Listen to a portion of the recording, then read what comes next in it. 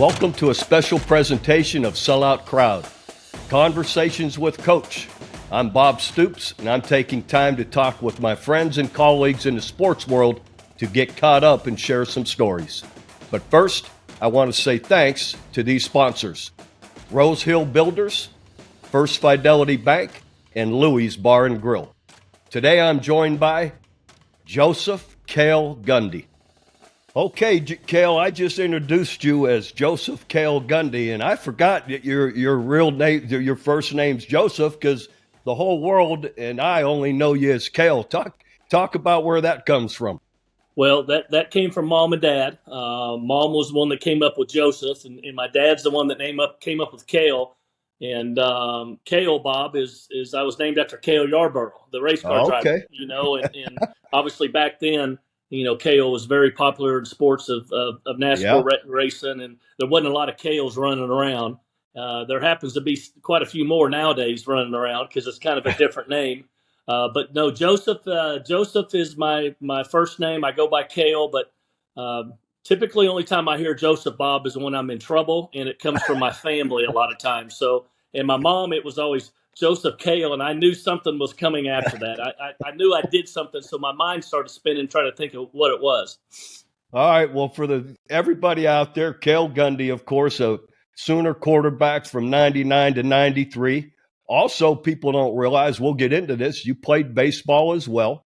But let's start growing up in Midwest City, a Midwest City Bombers, right? You were a Bomber? That's right. I know, and you get in trouble up in Midwest City now. That's where you hear Joseph Cale. Talk about growing up in Midwest City, and then move into, you're a young guy and Coach Switzer, and people are starting to recruit your brother Mike, of course, the head coach at Oklahoma State. Yeah, so Midwest City, Bob, when we Midwest City's kind of known nowadays for Tinker Air Force Base, which is one of the largest Air Force bases in the country. But Midwest City was a dominating athletic town. I mean, we were good in everything. We won state championships in wrestling, football, baseball, great little league sports, played on a lot of World Series teams. My brother played in the Little League World Series. I played in the Little League World Series. We were really, really good.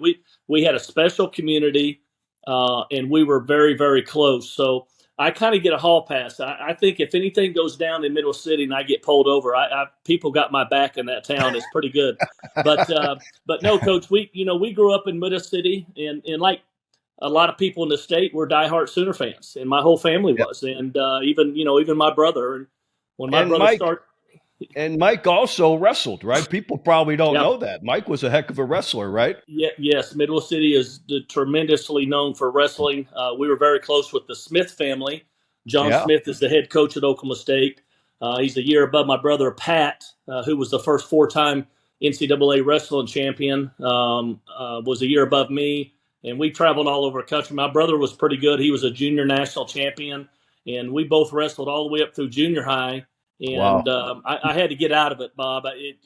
We knew that we were going to go into football and baseball, so we couldn't pull any weights. And we got tired of going over to the Holodome with our sweatsuits and taping our wrists. And Bob, you're from Iowa, so everything. I know all about the wrestlers, no doubt.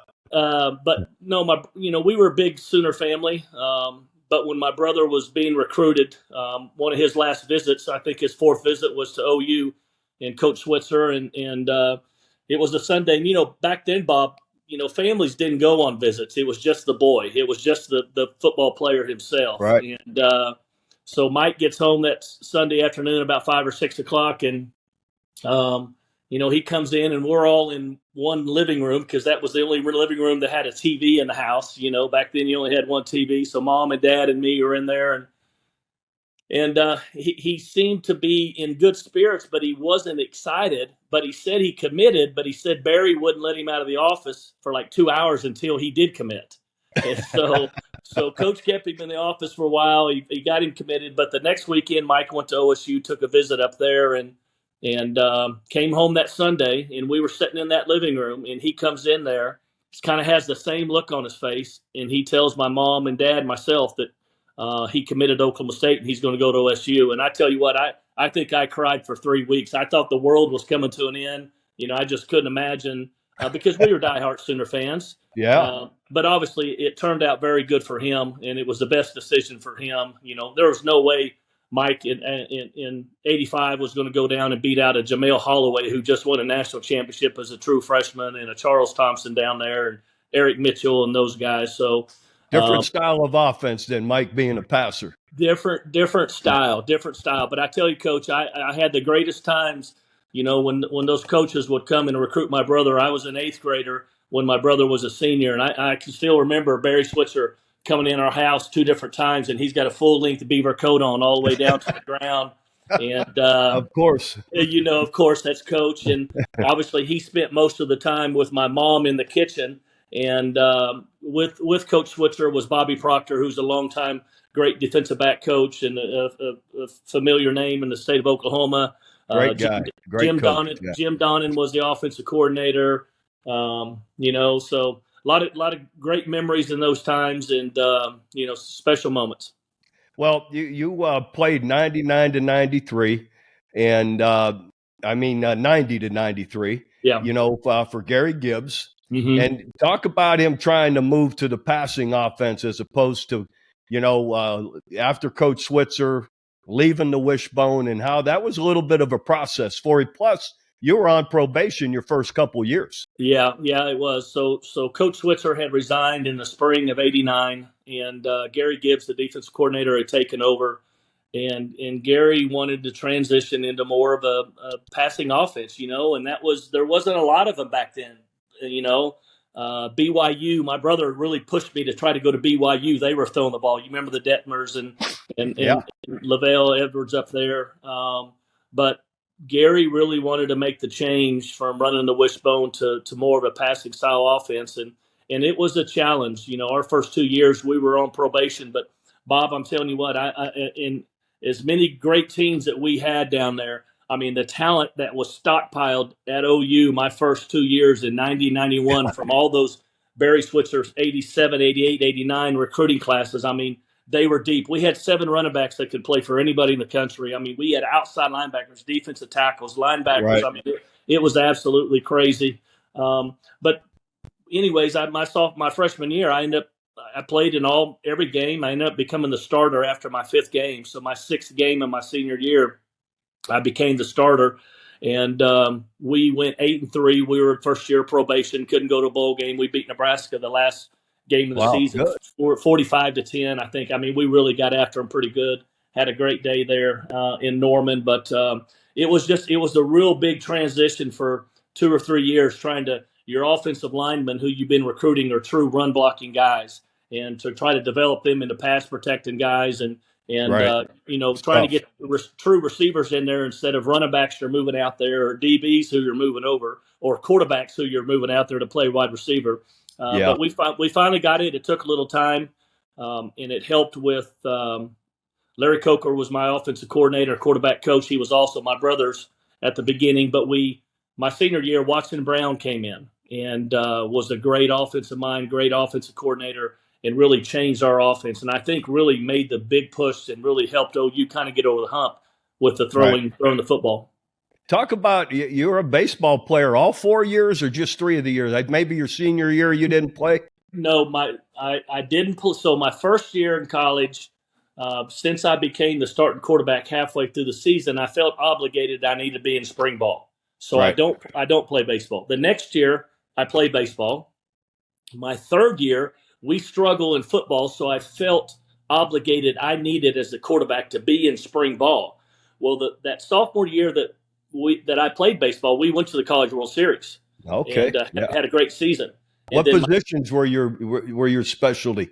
I was a pitcher in college. I'm now in growing up. I was a shortstop and a pitcher, and it was easy to do both.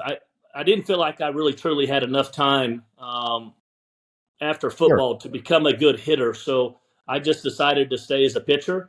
But my junior year, we didn't have a good year football wise. So I decided, well, I need to go back to spring ball. Well, they go back to the World Series and they win the World Series.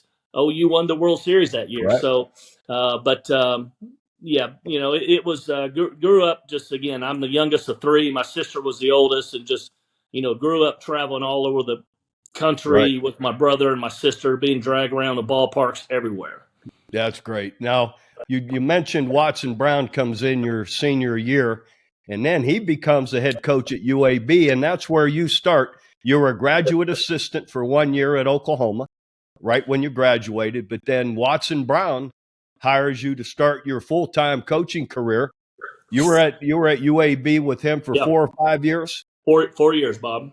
And then I hire you. Now I remember dealing with you at Oklahoma when I was the co-defensive coordinator with Jim Levitt at Kansas State. Yeah. And you were tough to play against. So I remember thinking when I got the job, I knew you were at UAB, and I'm like, this is an Oklahoma guy. I got to get him back. And you come on staff with me December of '98. We're chasing our tail recruiting.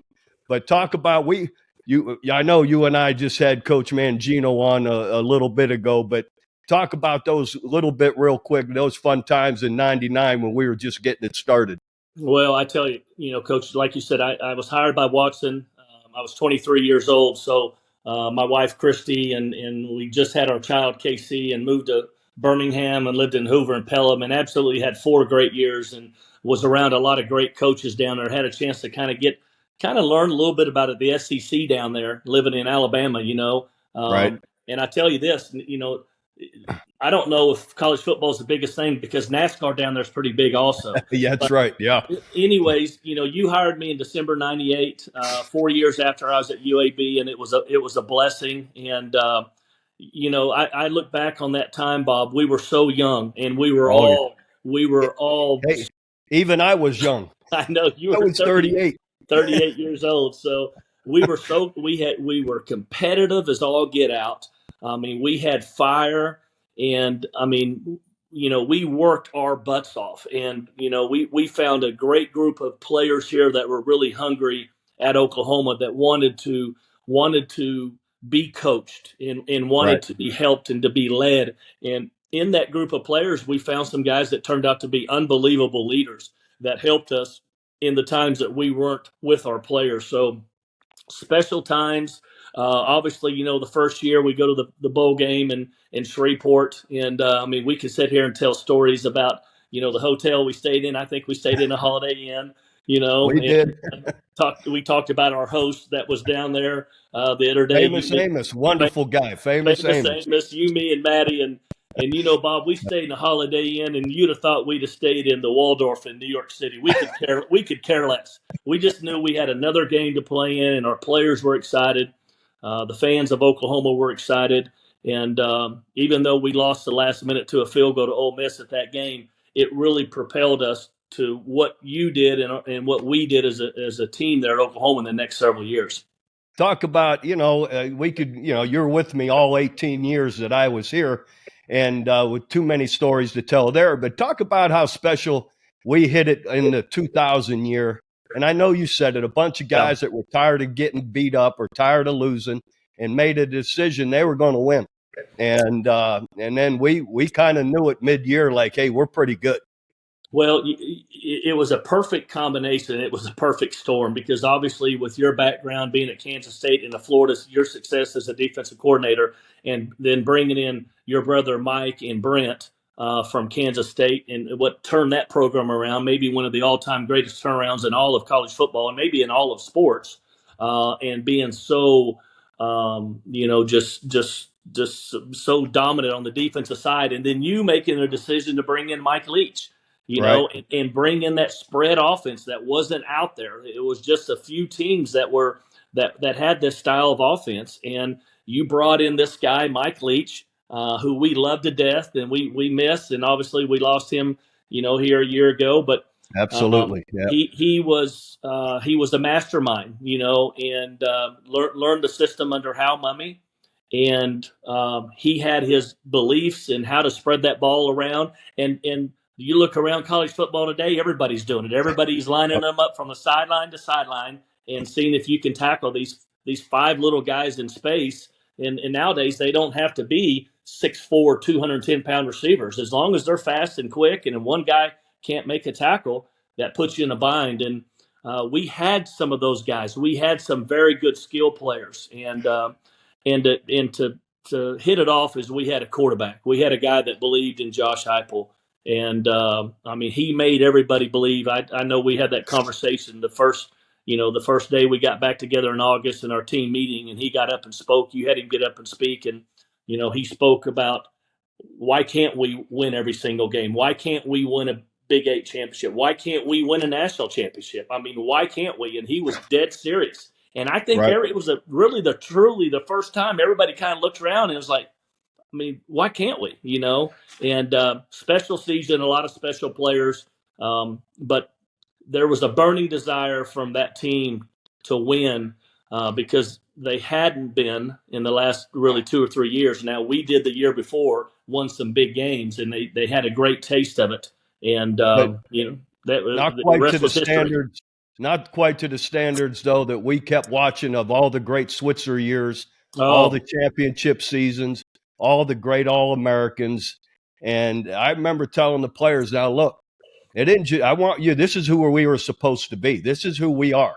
This is Oklahoma. This is our standard. These great players, great All-Americans. And I remember also chiming in, I said, it isn't just you players that got to live up to this. I got to live up to it. That's right. I walk into Barry Switzer Center and I go by Bud Wilkinson's records and Barry Switzer's records through the years and the 6 national championships between them. I said, that's my standard too, that I got to live up to. Yeah. And we all did for sure, from that year on. You always did a great job, Bob, of throughout the course of not only the season but the whole year. You would just pop in and you would show a minute video of a Brian Bosworth, of a Tony Casillas, of a Joe Washington, of a Greg Pruitt, of a Steve Owens. And because when you're young, Bob, those players, they sit in there, they all think they're the best player in the country, and then you throw on a video of some of the past players there, and everybody's eyes get about that big, and you're like, holy cow, that dude's unbelievable. And that place has got as many great players as any team and ever played in the history of college football. It's deep. It's very deep. Absolutely. And I can remember saying, you think this program's all about you and that it's only you that matters here, or that you're the best thing to come through these doors? And we'd show them those tapes and all, like you said, man, their eyes would be like, oh man. And it was on and on and on with so many of our great players. But let's talk about now, again, we had a great run. I always appreciated your recruiting coordinator on top of running backs coach for umpteen years. And then late in my career, I moved you to receivers because I thought it would really benefit you in being able to take over, be passing game coordinator, those kind of things. And you were the coordinator through the bowl game when I came back for the month, and did an incredible job and great loyalty to OU and everything that you've done. Let's talk about now just the state of I don't want to say Oklahoma, but the state of college football and where it's at now to me, they're tied together, the transfer portal. Yeah. And now it isn't just a one-time transfer. You transfer any year or any time you want. And NIL money, which name, image, and likeness, when it was originally put in, I think it was supposed to be for guys who, if you're selling their jersey, they get at a store, they get a certain percentage of it, or doesn't go to university, it goes to the players. But now I believe the NIL is basically pay, and it's part of recruiting, and it's part of the transfer portal. How do you see that? I'm glad I'm outside of it like you are right now, and I'm glad I don't have to deal with it. It is a major challenge, and obviously, Bob, still living in here, living close to the university, we see our coaching buddies, guys that work for you, Bill Beanbows and DeMarcos and Seth and Joe John. We see those guys around town all the time, and I mean, you can engage in a conversation with them, and one of the first things they talk about is the transfer portal, is the NIL. I mean, you don't even have to ask it about them. I mean, they immediately just bring it up. It's just a challenge. Obviously we opened the floodgates. We could have corralled it and 10 years ago. Yeah, 10 years ago, and we could have started, hey, we're going to give a stipend to every student athlete. Everybody gets $1,000 a month in your bank account. We could have done that for everybody. And that at every football player in America would have been happy getting $1,000 in their bank account September, October, November, December, just that. Nowadays, it's just opened up, and it's everybody's trying to get what they can, and you can't blame them. I mean, I would want to, as a player, if my son was playing, I would want my son to be getting everything that he could possibly get right now. I'm concerned with it because it's just everybody's got their hand out and everybody wants something. And how do you pay? There's going to be some problems inside the locker room when I think the universities start controlling it and start handing out money, because now you're going to be saying, you're going to be sitting here, you're going to be talking to the guy next to you. Well, he's getting 175,000. Well, you're only getting 50,000. And the guy Right. on the other side of you, he's getting 65,000. So it's they're going to have a group. They're going to have every university in America is going to have their own office up there, and that's what they do. They handle all of that stuff. What I believe it is, what you're saying, and what my belief is, it's now a pro model, but Mm-hmm. we're behind the 8 ball because colleges aren't acting like a pro model. That's right. But you need to have, basically, in my opinion, football, the Power Fives, the top programs need to leave the NCAA, have our own governing body, have our own leagues, and play whatever. You could stay in the conferences we are, but we're a separate entity, and Right. and run it like a pro football team, in everything that you're doing. Have a commissioner, have a governing body, meaning a small, not the NCAA, a small group of that really know the state of the college football. Have a salary cap. Have basically it's free agency anytime you want right now. You could transfer, take money every year. The NFL doesn't operate that way. You're there for your contract 2-3 years, and then you renegotiate. Yeah. And you don't have guys opting out of bowl games because the transfer portals now. So I think the timing of all this is even off. And nobody's gone put forth, whether it be the effort or whatever, to figure it out. Make the transfer portal at a different time of year where it's not right now, where guys aren't going to play in bowl games. Or same thing with the draft, where guys are opting out to go train for the draft. I mean, I've got some kind of thoughts, Bob. I always felt like, and this, that when you sign out of high school, you have to stay there for 2 years. To me, that's a great rule. Why is that? Because if you sign a class of 25 players, realistically, 20 of those 25, they come in their freshman year. They're not really good enough to play. They may play a little bit here and there, but their whole life they've been the best player in their town, in their league, everywhere. Everybody's told them how great they are. So there's challenges that first year of a lot of guys who have to go on scout team over there and don't play. And they struggle with, oh, well, coach didn't treat me right, or I need to be playing. And then you got your people, your family back home that's telling you, hey, you probably should just transfer somewhere else. And Bob, being in it forever, so many of those players that just stick around and they fight through it their first year, they kind of get over it. They grow and they mature. I've always felt like that they should be there for 2 years. I think, Bob, I think the transfer portal now, the transfer is December 4th to January 2nd. I think you take that transfer portal and you move it on the back of the bowl games. Okay? Right. You move it completely to the back of the bowl games. And another thing to keep these players in of leaving and not playing in the game is if you don't play in your bowl game, if you opt out, you got to pay 10% back of your NIL money.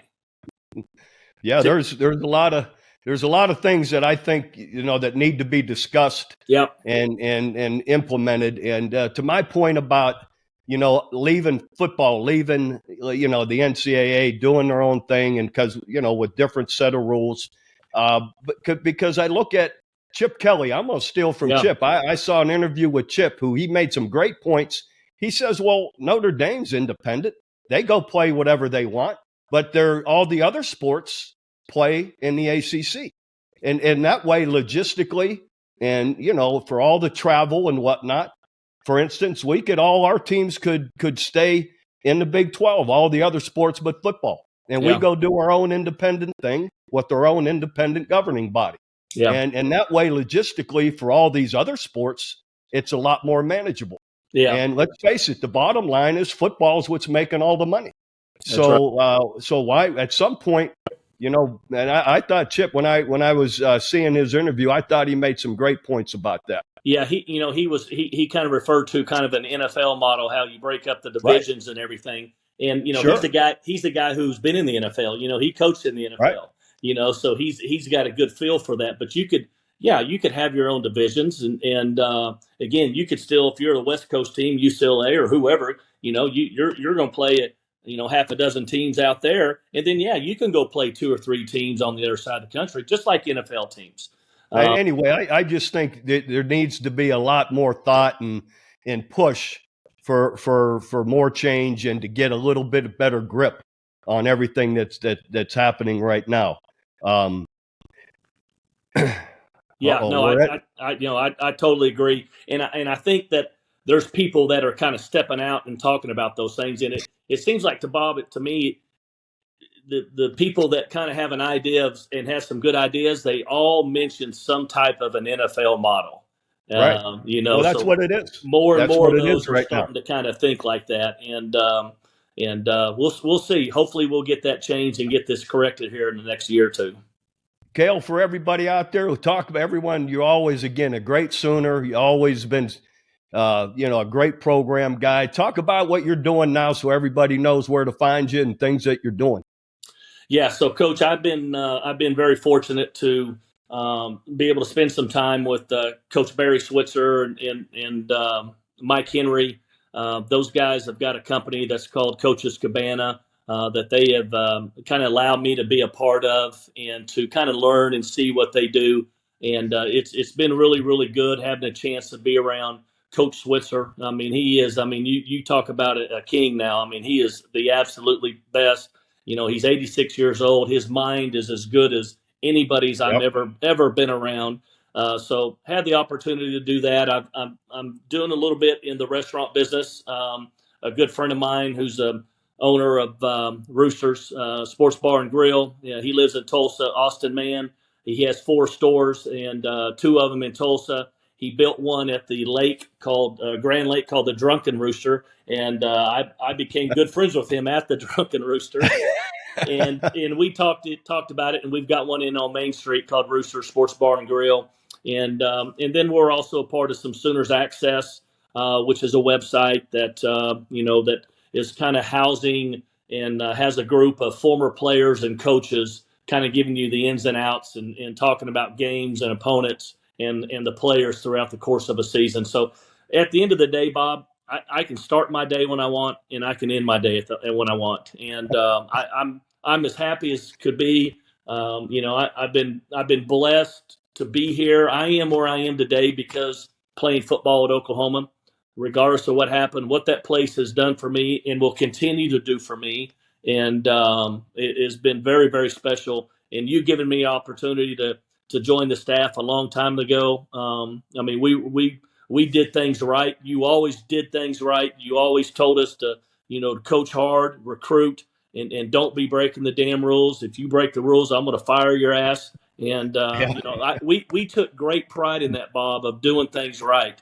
And it bothers me when I see certain things around the country and guys get away with stuff because you preached it and we always did it right. And very fortunate for that. Well, you many times start every year that way as if you're intentionally or cheating, I'm gonna get rid of you. So no doubt. But Cale, you're a Sooner legend and loved by the Sooner Nation. So it's fun to share some stories here with you and appreciate it. And this won't be the last time. We'll be seeing you on. We hear you on the radio every Monday. Yep. And sometimes Wednesday we get a bonus Gundy Monday once in a while. Right. On the Sports Animal. I forgot to mention that we do the Gundy Mondays on Sports Animal and do some Wednesdays. I think we're going to start doing a little bit more of that. So it's fun. Again, I'm enjoying life. I put almost 30 years in of coaching, and Right. I'm still young. But I'm doing some things I've always wanted to do. But I'm blessed. I've got a great family. My wife is awesome.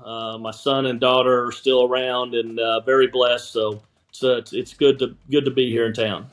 Well, you do a great job on the radio and everything else you're doing. Thanks for joining me here for Sellout Crowd here today, and I'll probably go have lunch with you here shortly. Probably will.